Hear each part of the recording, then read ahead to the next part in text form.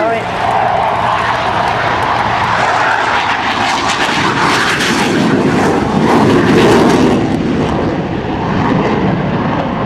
ça qu'on va attendre.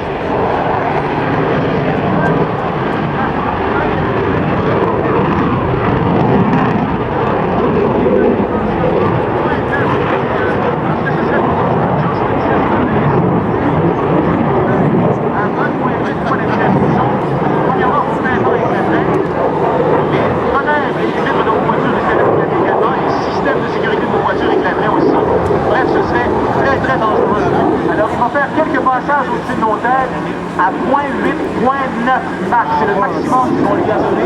Mais vous allez voir que ça va être correct. C'est Kutrick, le capitaine.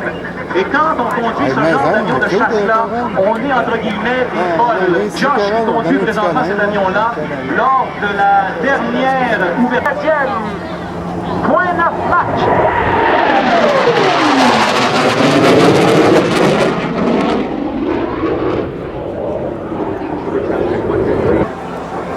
Ces deux avions, ces deux superbes avions, lui c'est à une place, l'autre il était à deux places, ils sont tous les deux basés à la base militaire de Bagotville. C'est là où Josh travaille. D'ailleurs il y est depuis 4 ans et ça lui a permis d'apprendre le français. Le revoici qui arrive. Yeah!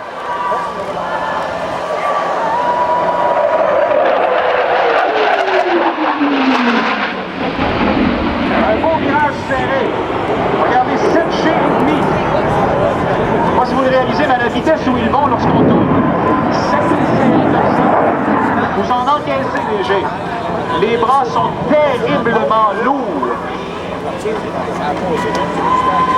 Lorsque le premier F-18 est parti un peu plus tôt ce matin, lui nous a montré à ce moment-là, pour ceux qui ont eu la chance d'être ici, la rapidité de sa vitesse d'ascension, je vous le disais, c'est 56 000 pieds minute, 254 mètres secondes. Alors écoutez, dès qu'il est arrivé au bout de la piste, c'est envolé un petit peu, et par la suite, comme une fusion, on l'a vu s'envoler, on l'a perdu littéralement dans le ciel, tellement il est allé haut.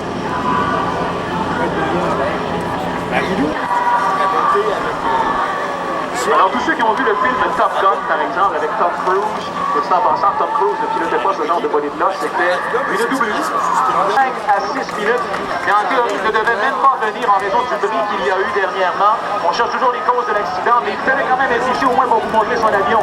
Voici maintenant un vol à vitesse réduite, c'est la vitesse la plus lente qu'il peut avoir.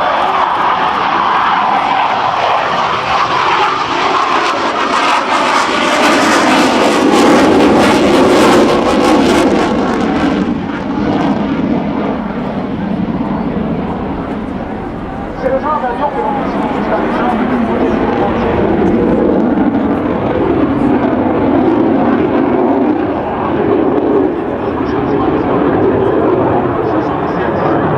après ces fois-là qui sont appelés à aller les escorter hors du territoire canadien.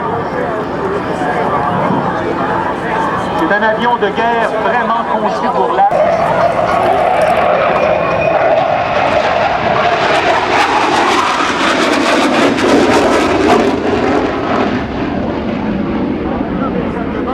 permet de voir tous les conditions d'avion.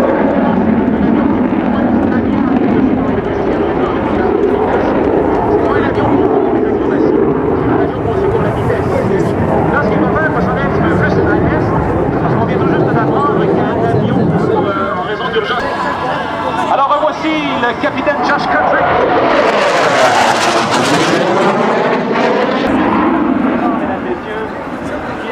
La puissance, la vitesse, une certaine maniabilité également. Alors le voici de retour et il va lentement mais sûrement se mettre en mode préparation pour ensuite atterrir et poursuivre ce magnifique numéro qui nous a été offert. Imaginez-vous la distance qu'il a réussi à couvrir simplement pendant l'intérieur pour permettre à notre autre avion de se poser. À la vitesse où il va, il est allé quand même assez loin.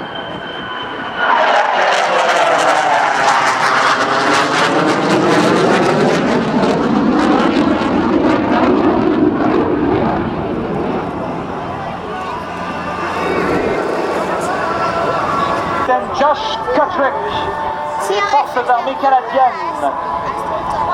Un beau bonhomme, je vous dis en passant, mesdames, vous allez le rencontrer. Pas mal plus beau que Tom Cruise. Je ne lui ai pas demandé cependant s'il aimait quelqu'un dans sa vie. Alors le voici qui se prépare à atterrir. Depuis 4 ans, il est aux commandes de ce superbe appareil.